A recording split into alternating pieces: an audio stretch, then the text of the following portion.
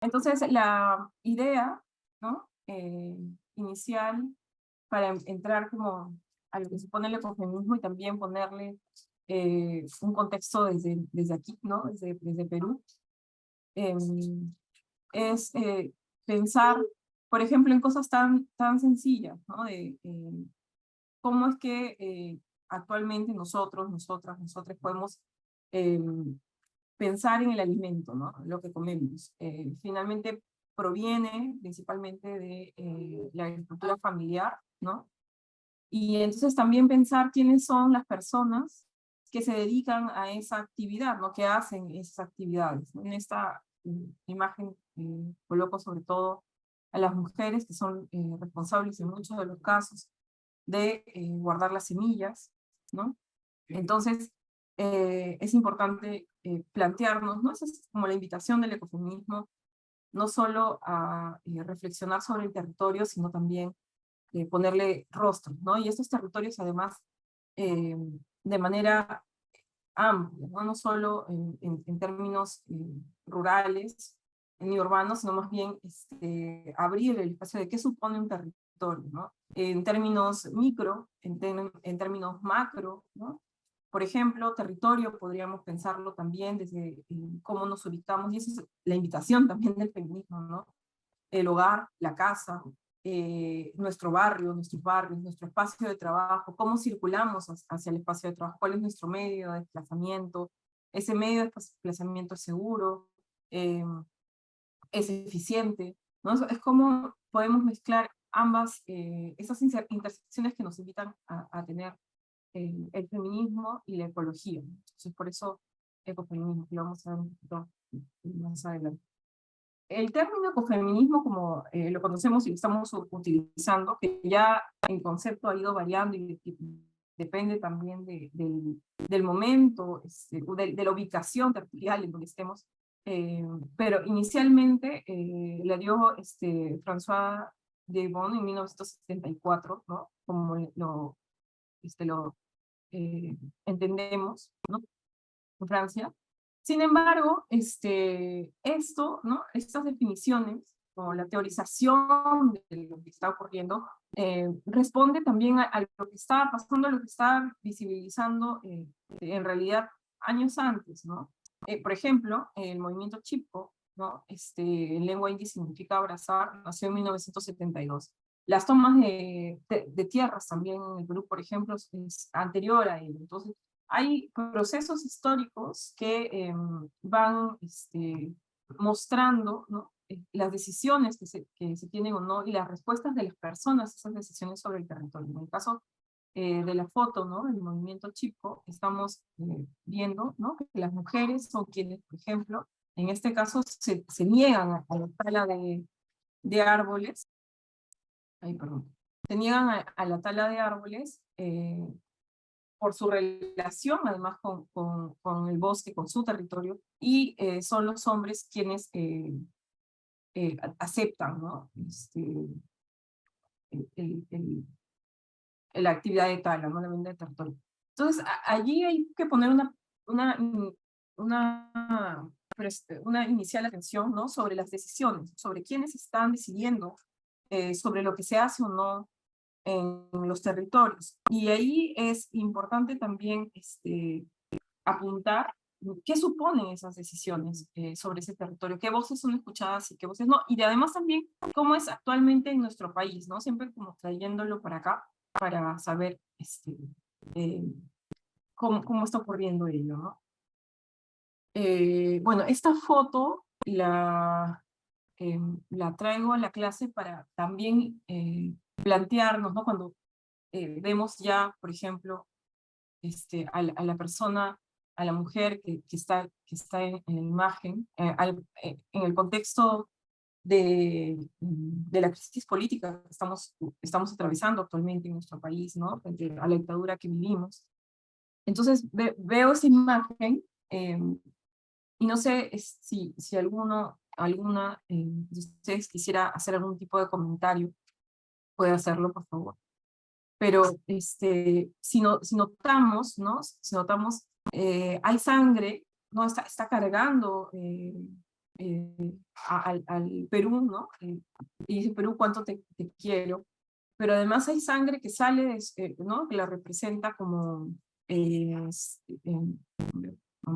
la representa como aquí, con un papel rojo, y también de su cabeza sale sangre, ¿no? Y sufre. Esta imagen, cuando la vi, me trajo toda esta, además también, ¿no? Esta teorización que hace, por ejemplo, Marisol de la Cadena, entre otras autoras, de cómo es el vínculo que se tiene con este territorio, ¿no? Como el país sangra, yo también. Sufre, yo también. Es como una entenderse en tanto su territorio. Entonces, cómo nos entendemos, cómo nos vinculamos y cómo también hemos perdido esos vínculos, ¿no? Ya no, y eso lo podemos ver un poco también en la economía. No sé si algunas veces cuando, por ejemplo, se leen noticias o se escuchan noticias respecto a economía, es como si viviera en lo abstracto, ¿no? El dólar se mantiene estable, ¿no? Es como si estuviera en un espacio abstracto, como si no tuviera territorio, no tuviera suelo. ¿Qué supone eso, esa estabilidad en la vida de las personas, en el bienestar de las personas? ¿Qué supone eso en qué espacios territoriales, además, ¿no? ¿Qué supone? ¿Qué significa? Entonces, esta imagen, también trayendo un poco la situación actual en la que estamos, es como no es fortuita, ¿no?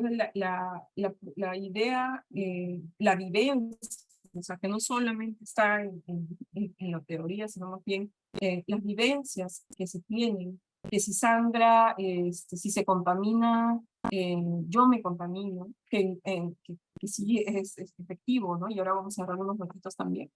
Pero si sangra, yo sangro, ¿no? Este vínculo que existe con nuestro territorio.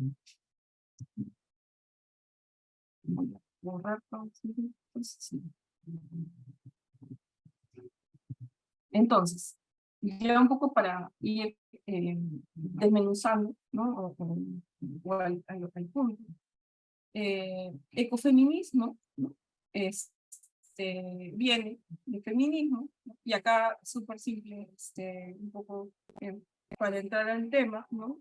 Eh, algo que es fundamental o importantísimo de lo que aporta el feminismo es el conocimiento desde la experiencia, ¿no? El tema de la violencia, el tema del cuerpo, el espacio privado, ya no hay esta idea de no politizar, ¿no? Las actividades de cuidado. Eh, a ver, hay alguien en el chat y esa semana vamos a igual. Claro, ahorita estamos, por ejemplo, en un fenómeno, un ciclón Yaku, ¿no? Y efectivamente no estamos preparados, ¿no? Y también la pregunta es, justo, ¿qué territorios son los que se ven más afectados? Muchas veces, justamente son las zonas más vulnerables, donde están también personas con menores recursos. ¿Por qué? Porque hay en esos espacios, lastimosamente, no deberían estar regulados, no deberían haber venta de esos lotes, ¿no? Lotizados, porque lastimosamente se hace el tráfico también de terrenos, y eso ya es un tema mucho mayor, ¿no? Pero lo cierto es que no estamos preparados para ese tipo de fenómenos climáticos, ¿no? Y lo sabemos desde tiempo y no hacemos nada, bueno, realmente poder no tomar decisiones. Bueno, lo importante del feminismo entonces es este aporte que da desde el sujeto, ¿no? Desde la persona, del sujeto social que visibiliza a este sujeto, ¿no? Le coloca un contexto, ¿no? Que va a suponer además también derechos, ¿no? Hay un proceso histórico, además, o sea, muestra este proceso histórico, esta construcción de lo que supone derechos, ¿no? Entonces, el feminismo aporta desde la vivencia, además, del cotidiano. Entonces, la experiencia forma parte de este conocimiento. Entonces, se buscan cambios políticos, institucionales, ¿no? Entonces, es un aporte a la forma de vivir, de ser y a lo que supone que valoramos. Y ahí es fundamental plantearnos, por ejemplo, el uso del tiempo, ¿no? De las mujeres, sobre todo para actividades de cuidado. Eso es fundamental. Que las decisiones que se hacen, los roles históricos, que en este proceso histórico se han dado, y cómo eso limita o posibilita o no, ¿no? El ejercicio de la ciudadanía, ¿no? O que otros derechos se necesitan o requieren, ¿no? Entonces, y en ese sentido está, por ejemplo, la lucha a favor de la educación. En realidad eso no fue dado. Las mujeres no teníamos derecho a la educación, y si era la educación para ser esposa o para cumplir esos roles, ¿no? El proceso histórico. Además también cuando se llegó a estudiar en la universidad, la primera mujer que estudia es una cusqueña en 1908, María Trinidad Enríquez, pero nunca pisa la universidad, ¿no? O sea, es como que estuvo aparte estudiando, ¿no? Y además estudia como, ya, bueno, quiere estudiar, que estudie, pero no para trabajar, ¿no? Por eso fue uno de los grandes levantamientos de la reforma universitaria de Córdoba, es estudiar para trabajar, porque claro, ya podían acceder un grupo, además una élite, ¿no? De mujeres a las universidades, pero no era para trabajar, ¿no? De hecho, María Pineda Enríquez trabaja al lado de los obreros, de los indígenas, tiene un espacio donde aporta, ¿no? Pero las luchas por la educación en nuestro país se empieza a apertura, bueno, la primera fue en 1908, pero luego hay todo un proceso histórico para poder trabajar, ¿no? El ejercicio pleno de la ciudadanía en términos de, por ejemplo, votaciones, ¿no? De elecciones, eso tampoco es que se da porque sí, sino también fue un proceso de lucha, ¿no? Hay derechos civiles, bueno, para los derechos civiles plenos, ¿no? Además también los derechos sexuales, el derecho al divorcio, ¿no? El derecho que la quieren quitar, a la píldora del día siguiente, a los métodos anticonceptivos. Antes, por ejemplo, y no es tan antes, ¿no? En el tiempo de mi mamá, contaba de que para poder acceder en las costas, ¿no? A métodos anticonceptivos tenías que ir con tu esposo. Es una cosa de locos, ¿no? La posibilidad o el cuerpo de las mujeres, de nuestras mujeres, no era nuestra decisión, era como una decisión de otros, ¿no? Del esposo o de los padres. Entonces, y en eso de los derechos sexuales todavía hay, bueno, y también, y en todo, en realidad hay todavía amparo, ¿no? Bueno, están los derechos reproductivos, ¿no? También el número de hijos que deseamos tener, el tema, por ejemplo, antes no había, no se categorizaba la violación en el matrimonio. Y bueno, en general, los tipos de valoraciones que se pueden tener, ¿no? Entonces, las preguntas que acá lanzo son, por ejemplo, ¿quién decide sobre estos derechos, ¿no? Del derecho al voto, a la educación, al, al, a los métodos anticonceptivos, a la información sobre eso. ¿Quién decide, ¿no? ¿De quiénes? O sea, de los derechos de quiénes están en decisión, ¿no? ¿Y quién o quiénes son los que ejercen la violencia? ¿Desde dónde? ¿En qué espacio? Esos espacios no es que se dan en lo abstracto, ¿no? ¿En qué espacios se dan ese tipo de violencias? Entonces, lo interesante del feminismo es que saca, ¿no? Los temas de lo privado, también el tema, por ejemplo, laboral, educación de afuera para adentro. Está la mujer como un sujeto, y hay un proceso, ¿no? Un contexto histórico, instituciones, políticas, lo público, los derechos, lo que supone el ejercicio pleno de la ciudadanía, y qué supone también la ciudadanía, no en términos generales, sino para las mujeres, para la población LGTB. IQ más, ¿no? También. Entonces, ya pasando a lo que supone el ecologismo, eh, ¿cómo es que aparece el ecologismo? O cuáles son las principales ideas que sacamos de aquí? Son, bueno, es reconocer que existe una crisis también, es reconocer, ¿no? La sobrevaloración que se da al consumo, ¿no? El consumo es como la flecha, con lo que mueve las economías, ¿no? La lógica del consumo. Y en esta lógica del consumo, una sobrevaloración, una forma de ser, estar y sentir en la tierra. Hay como una idea es única, ¿no? Una cultura sobre qué supone, ¿no? Desde el consumo, una forma del ser humano de estar en la tierra, de sentir y ser, ¿no? Una mercantilización de la vida, ¿no? La lógica de que todo tiene que ser una mercancía, ¿no? Y ahí responde a esto del vínculo con el tema eh, del consumo, ¿no? Visibiliza lo que tiene valor de uso y valor de cambio, solo en ese sentido, ¿no? En este sentido de mercantilización. Y es invisible lo que no tiene, ¿no? O sea, por ejemplo, a plantear ecosistemas no es visible para eh, a menos que se haga una lógica de intercambio, ¿no? Pago por servicios ambientales, ¿no? Una lógica más de valor de cambio, ¿no? Del ecologismo, como que, ojo, no todo puede tener un valor de cambio. Y en este sentido hay una sobreexplotación de recursos, ¿no? Hay un criterio de homogenización de criterios respecto a cómo se pone a vivir, ¿no? Opresión a comunidades enteras a favor de la explotación de recursos, ¿no? Y bueno, en este contexto hay personas que se manifiestan, que luchan, ¿no? Que ponen el cuerpo para defender lo que ellos y ellas suponen como buen vivir o calidad de vida, ¿no? Se dicen llamar.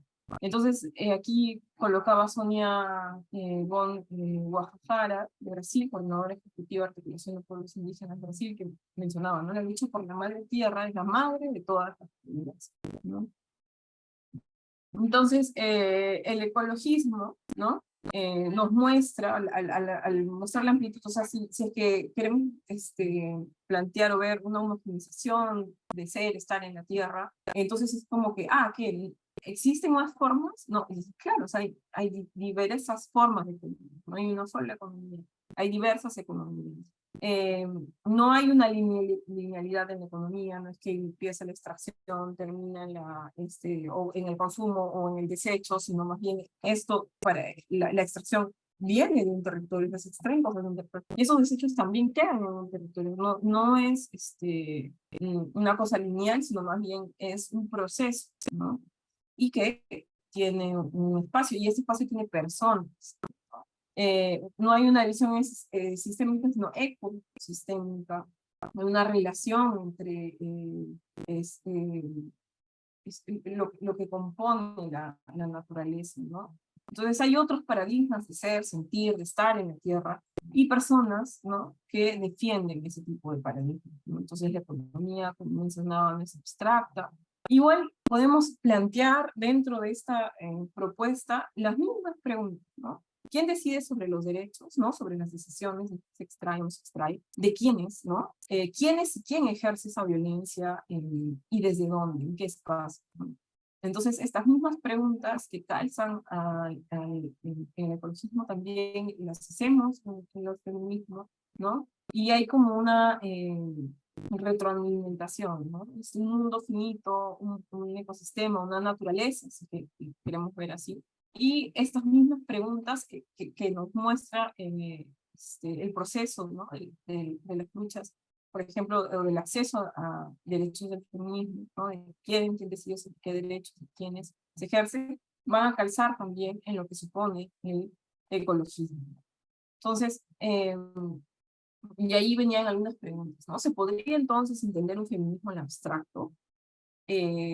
sin territorio, ¿no? Sin ubicar las necesidades también de esas, sí, por ejemplo, lucha por la educación, por derechos civiles, el, eh, por el tema de derechos sexuales, reproductivos, paridad, ¿no? Por gobernanza, en lo abstracto o en espacios particulares, ¿no? En organizaciones, en distritos, en barrios, ¿no? Los ejercicios de poder sobre el sujeto social, mujer, LGTB, poblaciones indígenas, nosotros, ¿se dan en qué espacios, ¿no? ¿Cuáles son esos espacios? ¿Cuáles son esos territorios? Se podría pensar en un cambio de paradigma social desde el buen vivir, o la sostenibilidad de la vida, o la reducción del consumo, o el consumo local, o el extractivismo, sin considerar a las otras personas, no sin considerar a los otros. Bueno, entonces yo ponía esta foto que cuando la vi me interesó un montón porque aquí, por ejemplo, es una marcha de mujeres, de fijan, son todas mujeres. Esto se da también en 2000, si mal no recuerdo, esto es el 2012 o 14, que fue en el marco de lo de Conga, ¿no? Y entonces muestra a las personas que tienen decisiones, ¿no? De quién decide, qué cosas, sobre quiénes, en qué espacio. Pero si se dan cuenta, las feminizan, ¿no? Son hombres, y no son no son eh, cualquier mujer, ¿no? Son mujeres en ropas interiores, que simularían posiblemente a prostitutas, ¿no? Y con dinero, ¿no? Dinero en el calzón, ¿no? Con tapas, etc. Entonces, son las mismas mujeres, ¿no? Que en la marcha de mujeres para denigrar a hombres y una marcha ecologista, ¿no? En defensa de su territorio, tienen que feminizar a un hombre, ¿no? Entonces, es como plantear, pensar por qué. O sea, ¿qué pasa para que denigrar a un hombre sea feminizarlo, ¿no? Y no cualquier tipo de feminización, y además, ¿por qué? Por ejemplo, entiendo que ya no hacen esa práctica, pero hasta el 2015, en los comuneros, ¿no? Las rondas campesinas, cuando pasaba algo, alguien no cumplía, incumplía o querían avergonzarlo en público, muchas veces le ponían polleras y tres, como parte de la humillación, como si ser mujer, ¿no? O lo que supone en términos de performar, ser mujer, ¿no? Fuera una forma de mirar a los hombres, ¿no? Igual, si es que, y es un poco exagerando, ¿no? Puede ser, si es que no pensamos el feminismo desde una perspectiva de qué supone en términos materiales, lo que se extrae, lo que es el consumo, ¿no? Entonces, ¿qué tipo de feminismo es el que estamos planteando, ¿no? Si fuera como en lo abstracto. Entonces, el feminismo y el ecologismo, considerando justamente estas preguntas, se retroalimentan, plantean este territorio, estos espacios, de manera no abstracta, ¿no? Este contexto histórico, estas instituciones políticas públicas, este sujeto, estas personas, ¿no? Este grupo de personas, también dentro de un territorio, ¿no? Estas luchas, desde dónde se dan, ¿no? Y cómo este territorio también va a aportar, ¿no? En términos de lo que supone, ¿no? Eh, estos derechos. Por ejemplo, tocando el tema de los huaycos, ¿no? Tocando el tema que actualmente estamos viviendo del ciclón Yaqui, es esta afectación sobre qué espacios se da, qué territorios, y además también qué grupo social está afectando, ¿no? Entonces, bueno, esta es la propuesta del ecofeminismo, donde la lógica de cuidado es lo fundamental, ¿no? No solo el cuidado de la madre tierra, como mencionaba, que la lucha por la madre tierra es la madre de todas las luchas, ¿no? Es el cuidado además también de lo que supone sostener la vida, que levanta el feminismo, las actividades de cuidado al interior de estos territorios para en el espacio familiar. Entonces tenemos el cuidado, ¿no? En términos territoriales y también en términos de los grupos sociales, las relaciones humanas, ¿no? Bueno, aquí en la época de la pandemia, ¿no? Cuando se empezó a promover el uso de la bicicleta. Entonces, la corriente ecofeminista en toda su multiplicidad, porque sí, hay diversas, así como los feminismos, un feminismo, feminismos, ¿no? En toda su multiplicidad, entenderse como aquel principio teórico al que hoy se remite una medición teórica y social de la relación con la naturaleza, ¿no? ¿Cómo es este vínculo, se da este ida y vuelta, ¿no?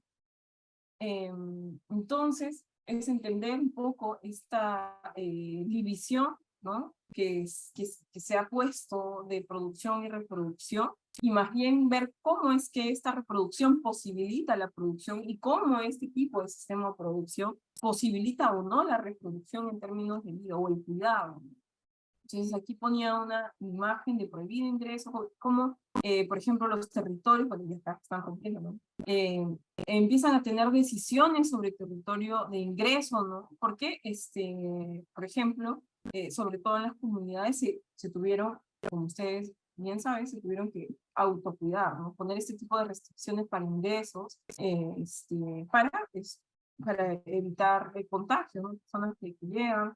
Otra de las imágenes que fue increíble fue la feria del trueque en Huanta, ¿no? Para intercambiar alimentos, como las propuestas, por ejemplo, de intercambio en esta lógica de economías, ¿no?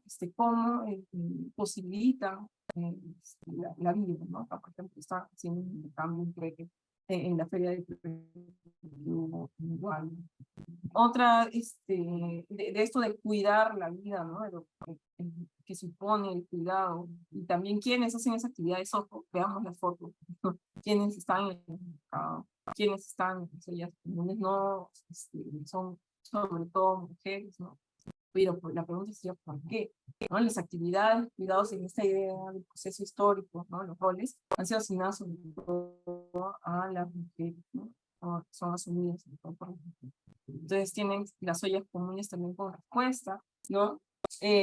La forma en que se responde en las ciudades también al COVID, ¿no? Un momento en que supuso poner a la vida sobre todo, ¿no? Entonces, ¿qué es la sostenibilidad? Cuando hablamos en términos también económicos y ambientales, ¿qué es la sostenibilidad? No, pero un país sostenible, ¿no?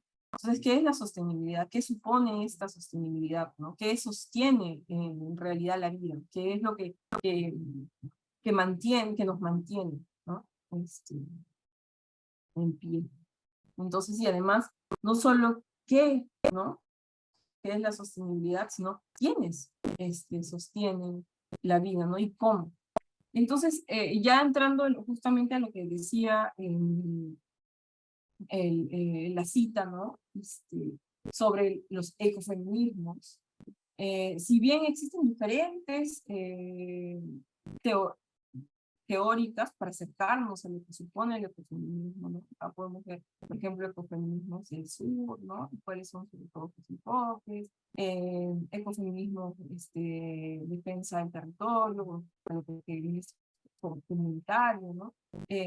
Ecofeminismo espiritualista, filosófico, anarquista, o sea, hay diferentes tipos agrupados, agrupado, ¿no? Sobre el feminismo, pero lo que tienen todos en común, ¿no? Es que parte de la ecología política, ¿no? Tienen como el talito, ¿no? De la ecología política, todos tienen en común que es una crítica y una propuesta, no solo se queda en la crítica, pero son críticas y propuestas al sistema político, económico, social y cultural, justamente y sobre todo en esta lógica de ser y estar en la tierra, ¿no? En la naturaleza, ¿no? Cómo es nuestro vínculo, ¿no? Esta idea no abstracta de cómo estamos en las decisiones que tomamos, ¿no?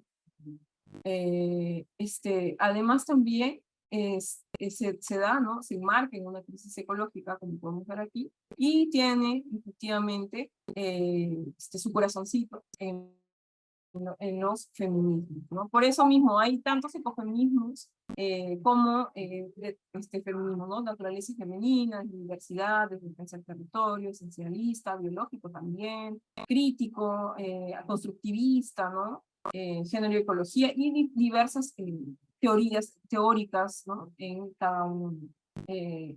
Entonces, ahí plantearíamos cuáles de todos ellos, o más de uno, efectivamente, son los que podemos observar en nuestro país, ¿no? Que coexisten. ¿No?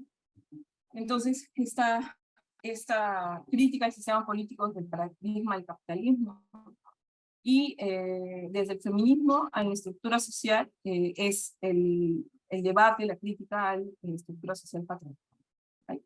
Entonces, y también a las lógicas del valor considerando como precio, ¿no? O sea, este territorio en tanto precio, este territorio en tanto lo que yo pueda extraer como precio, ¿no? Y vender, sino más bien es las alternativas que podemos tener sí, en la crítica o en la propuesta de estos formas de entender. Entonces aquí un poco para ver, ¿no? En el país, ¿no? Esta es una parte, una marcha, que no quieren que decidamos sobre nuestros cuerpos ni sobre nuestro territorio, ¿no? Una marcha, es una parte. Bueno, los ecofeminismos como corrientes son una oportunidad de apertura de diálogos entre movimientos sociales urbanos y rurales, entre movimientos feministas y ecologistas, frente a una posibilidad de crítica y propuesta para cambiar el paradigma de desarrollo. Entonces, en esto no quieren que decidamos quiénes, qué, sobre qué, ¿no? Sobre qué territorios y quiénes son los que habitan en esos territorios, ¿no? Entonces, el ecofeminismo va a la base de las contradicciones políticas, económicas, culturales y sociales en la esfera pública y privada. Eso es el superplus o el carboncito, ¿no? Y las confronta en sus principales ejes de opresión y dominación. Entonces, podría sumar una propuesta desde la intervención, desde la interseccionalidad del trabajo de los movimientos sociales. ¿Ustedes qué dicen? Entonces acá, bueno, tenía fotos sobre temas de cuidado, ¿no? Quienes llevan al colegio, en este caso, llevan a la familia, ¿no? Ahí esto era una encuesta que sacamos con activísimo grupo ciclista que pertenezco, y notábamos, por ejemplo, en la ciudad, un poco para también tener datos, ¿no? En la ciudad, que las mujeres, por ejemplo, no salían ni en la madrugada, ni en mediodía, ni en la noche en bicicleta, ¿no? En la mayoría de los casos, nada, ni en 41, 45. ¿No? Y los hombres LGTBI sí. Entonces la pregunta era, ¿por qué nuestros espacios, ¿no? O sea, ¿por qué no podemos salir en esos horarios, ¿no? ¿Por qué este espacio es inseguro? Bueno, pues, entonces esta Lima, ¿no? Ya tan desigual, ¿no? Diversa, amplia, ¿no? Nos invita a preguntarnos qué supone este territorio. Cuando hablamos de territorio, no es abstracto, sino de los territorios, ¿qué es ese territorio? ¿Cómo podemos ver el territorio desde la perspectiva de clase, perspectiva de ambiente, perspectiva de género?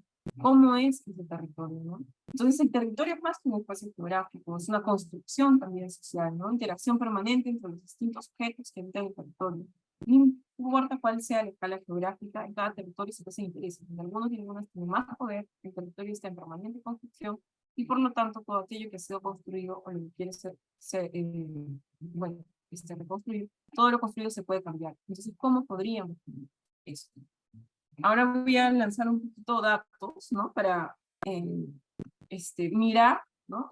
Lo que estábamos hablando un poco más en términos teóricos. Dicen, ok, en Lima, ¿no? Hay 1.5 millones de personas que no tienen servicios, entonces, dicen, ¿no? 22.7% de la población, según la Organización de las Naciones Unidas, ¿no?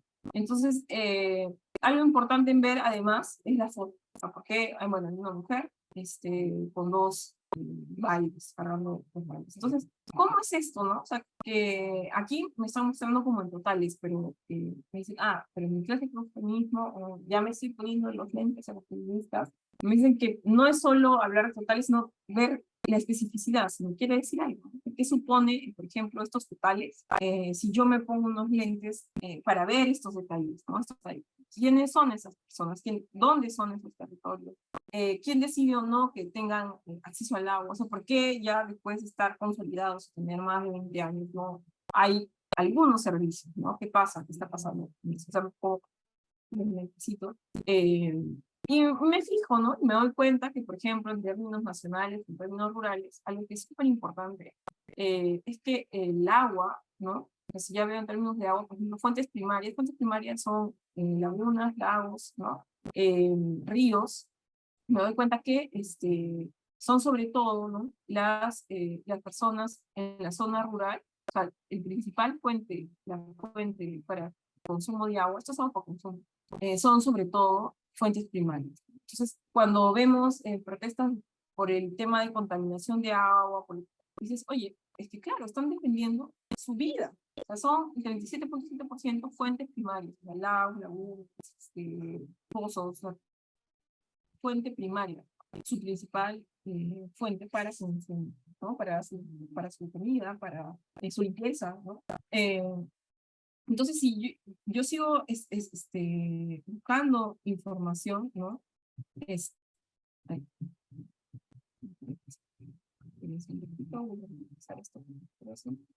ya, aquí está. Entonces, ¿quiénes son, no, los que recogen el agua? Cuando no tienen agua, ¿qué pasa con eso? ¿No? ¿Quiénes son los que recogen? Bueno, la persona responsable del recojo de agua, según los datos del año 2020, son sobre todo la mujer adulta un 56%, el hombre adulto un 26%, los niños menores de 15, un porcentaje chiquito que no lo puse, pero el 2%, y otros 16%. Tiempo promedio, porque esto recojo del 56% supone tiempo, ¿no? Porque no tienen agua en vivienda, entonces el 94% usa menos de 30 minutos para recoger agua, ¿no? Igual los hombres que son el 26%, también el 31%, son sobre todo menos de 30 minutos, 7% de 31 a 60, en fin. Entonces, aquí lo que estamos viendo es que efectivamente, si no tengo agua en vivienda, alguien va a tener que ir a recogerlo. En principio son sobre todo las mujeres adultas, ¿no? Quienes recogen el agua y tienen uso de su tiempo para ello, ¿no? Entonces, por tanto, las mujeres son las más afectadas por problemas de escasez de agua, ¿no? ¿Qué pasa si yo coloco la variable autodefinición? Entonces, cuando pongo autodefinición, me doy cuenta de algo interesantísimo, ¿no? En términos nacionales, el 71.5% tiene república en vivienda, pero quienes tienen menos del promedio nacional son justamente, miren, fíjense, este grupo poblacional autodefinido que, de hecho, Aymara, nativo de la Amazonía, otro pueblo indígena y pueblo afroperuano, ¿no? Justamente este grupo de aquí son pueblos indígenas y, bueno, pueblo afroperuano también, ¿no? Entonces, es interesante ver estos detalles, ¿no? Que nos muestra justamente una perspectiva de este tipo, ¿no? No solo es el territorio, sino también ver, ¿no? quiénes son. Y algo interesante es que cuando voy, por ejemplo, a fuentes primarias, el dato de fuentes primarias, noto que son justamente el pueblo indígenas, que de hecho de Mara, fíjense, el nativo de la Amazonía, donde siempre, o es bastante frecuente en las zonas de Loreto, ¿no? Donde siempre hay derrames, ¿no? Y estás afectando las fuentes naturales, total nacional, que el rural es que aumenta más, ¿no? Esos son 65.3% los afectados, ¿no? Bueno, los que tienen como fuente natural, las fuentes naturales primarias como abastecimiento de agua. Esto son las personas nativas de la Amazonía, en un 81.2% como fuente natural, esto es nacional rural, ¿no? Fíjense cómo sube. Y esto en términos de gobernanza, cuando decíamos quiénes deciden sobre el territorio, quiénes deciden sobre qué actividad hacer, por ejemplo, en términos de agua, ¿no? Quiénes son las personas que deciden, y un poco yendo a la fotito del movimiento chip. Bueno, ¿quiénes son las que deciden en general? Pues si en términos generales en lo nacional los gerentes son hombres, y si vamos a lo chiquitito, por ejemplo, a la autoridad administradora de agua, 0% mujeres, la Junta de Servicios en términos locales, 6% mujeres. Y eso es importante saberlo porque hay estudios, ¿no? Que muestran que las mujeres, por ejemplo, son quienes tienen decisiones sobre el agua, priorizan el consumo, ¿no? Y en mayor de los casos, los hombres priorizan las actividades productivas. Entonces sí es importante, por ejemplo, en temas de sequía, en temas de proyectos, ¿no? tener una perspectiva que pueda proporcionar también el tema, por ejemplo, de cuidado. Acá no se ve.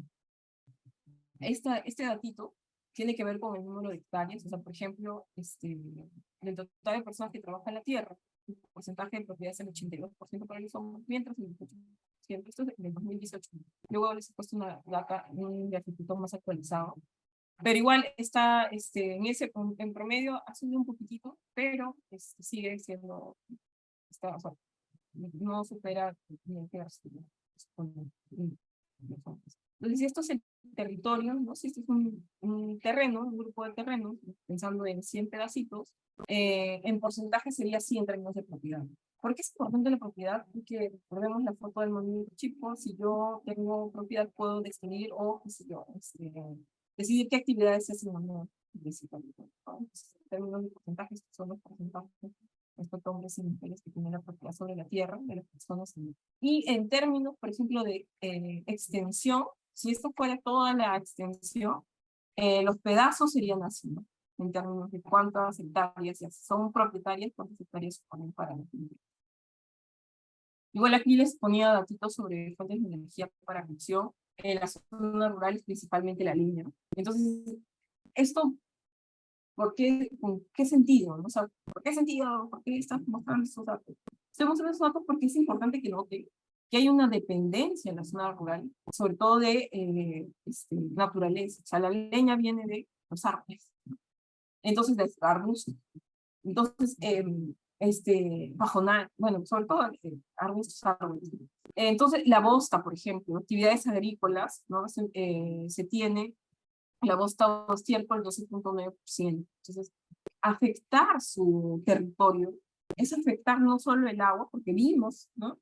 Antes el tema de fuentes de agua primaria en la zona rural, la principal fuente de abastecimiento, sino además también que afectar su medio, afectar el medio, es afectar con energía para cocción, ¿no? Para alimentarse. Entonces, es importante estos detalles porque muchas veces se hacen análisis, no sé, se habla con otros urbanos, no sé, personas que para cocinar tenemos con gas nuestra cocina, pero se tiene que ver los datos para mostrar cuán importantes son las perspectivas ecofeministas para pensar, por ejemplo, en cambio climático, para pensar en territorio, en proyectos, en zonas rurales y urbanas también, ¿no? Usamos en temas de desplazamiento, cómo la inseguridad va a posibilitar o no el desplazamiento de las personas, ¿no? Y sobre todo en particular de las mujeres. Entonces, si vemos el tema de leña, por ejemplo, son sobre todo los pueblos indígenas y el pueblo afroperuano quienes están sobre la media, ¿no? De leña para cocinar. ¿Y eso qué significa en términos de dependencia, pero también en términos de costo, ¿no? ¿Por qué? Porque uso mi tiempo para recoger la leña, ¿no? Un tiempo no remunerado, en una actividad, pero además también de un bien por el que no pago.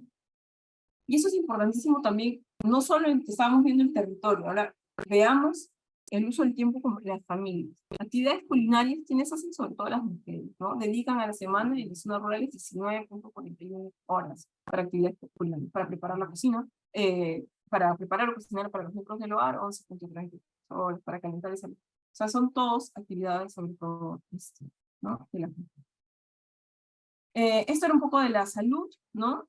Sobre temas de cuidado de salud, ¿no? Cuidado de miembros del hogar. Entonces, aquí lo interesante, lo importante es ver cómo el territorio y condiciones que tiene la vivienda, los accesos, va a afectar de manera diferenciada, ¿no? Si como les mencionaba inicialmente, ya el ecofeminismo es un llamado a plantear estos procesos históricos, estas condiciones, no en lo abstracto, sino en un territorio. Pero además también es cómo este territorio, no es un ida y vuelta, no es solo de las condiciones, sino también cómo este territorio condiciona, ¿no? La vida de las personas, y no es como que de todas las personas, sino sobre todo las mujeres, ¿no? La vida de nosotros. Esos son datos del 2020 sobre acceso a la tierra, que supone esto también acceso a crédito, régimen de tenencia de la tierra, ¿no? Entonces algo que ponía en el cuadradito que me pareció súper interesante, que de acuerdo al análisis sobre género y medio ambiente realizada en la 22ª reunión del Foro de Ministros de Medio Ambiente de América Latina, que fue el año pasado, se confirma que la inseguridad alimentaria también es una problemática que estadísticamente afecta más a las mujeres que a los hombres.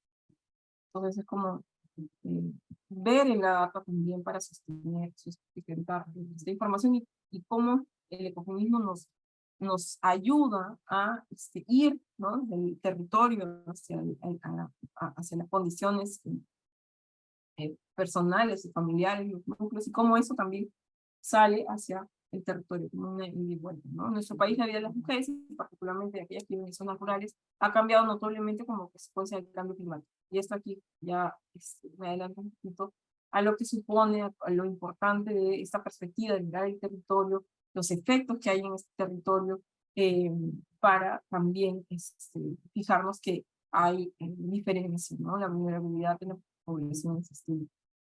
Bueno, aquí esto es un gráfico respecto a la gobernanza, lo que supone la gobernanza, ¿no? En los ámbitos con enfoque en igualdad, principio de participación, principio de gobernanza climática, un poco más de datos respecto a autonomía económica, esto respecto, por ejemplo, a sin educación, ¿no? Personas que no tuvieron algún tipo de trabajo, notamos que son remuneradas, ¿no? Porque además también se saca información desde esa perspectiva, porque en términos de uso del tiempo estamos viendo que todo el tiempo, o la mayoría del tiempo, las mujeres se van a actividades de cuidado, entonces es trabajo remunerado. ¿Por qué? ¿No? Tenemos también temas de autonomía física, sobre violencia, pero, bueno, acceso a educación, no voy a profundizar en esto por cuestiones de tiempo, en el alfabetismo, y un poco para ir cerrando, ¿no? Los hombres y mujeres se encuentran las personas, se encuentran cosas respecto del cambio climático, sin embargo, la mayor vulnerabilidad se concentra en las mujeres. Esta vulnerabilidad diferenciada de las mujeres se enfoca sobre todo en los espacios rurales y responde a dos grandes motivos. El primero es su mayor sensibilidad en términos económicos, sociales y culturales, debido a la desigualdad y la discriminación de género existentes, ¿no?, que se profundizan justamente en estos contextos, ¿no? Y el segundo es la respuesta a las políticas públicas, la cual es ineficiente y en muchos casos agrava progresivamente la situación de las mujeres. Eso es un poco el plan de acción de género y cambio climático que ya venció, se venció en el 2021. Fue importante que saquen esto de nuestro país, de hecho la conferencia de Lima Cambio Climático fue súper importante porque se metió el tema de género en la conferencia de la PARC, entonces fue en un momento súper importante y lastimosamente no se ha actualizado, ¿no? Esto era hasta el 2021, ¿no? Entonces, ya un poco es invitarles a que planteen esta ida y vuelta, ¿no? De cómo el feminismo puede contribuir a las perspectivas respecto al territorio y cómo este territorio también va a condicionar lo que se pone, ¿no? Los derechos también, el uso del tiempo de las personas en sus contextos y que estas personas, pensando en esto del total y los requisitos, no son, o no podríamos plantearlos en términos generales, sino más bien en términos particulares, y es por eso que el feminismo es tan importante, porque nos trae lo que supone la intersección, ¿no? Lo que supone, por ejemplo, pensar no solo en las mujeres, sino en este territorio, zona rural, zona urbana, qué es lo que está pasando, ¿no? Entonces, género, interseccionalidad, análisis de clase también van a sumar a lo que se pone en el ecofeminismo, ¿no? Y obviamente no en lo abstracto, sino en un territorio, en este territorio que también es una construcción, este territorio que puede ser local, global. Entonces, después de todo eso, ¿qué es la sostenibilidad, ¿no? ¿Qué es la sostenibilidad? ¿Quiénes son, qué sostiene la vida? ¿Y quiénes son las personas que sostienen la vida, ¿no? Eso es todo. Muchísimas gracias. No sé si tuvieran preguntas, Cris, o ya pasaríamos a la siguiente parte, que es más de reflexión, y la dejo a Evelyn.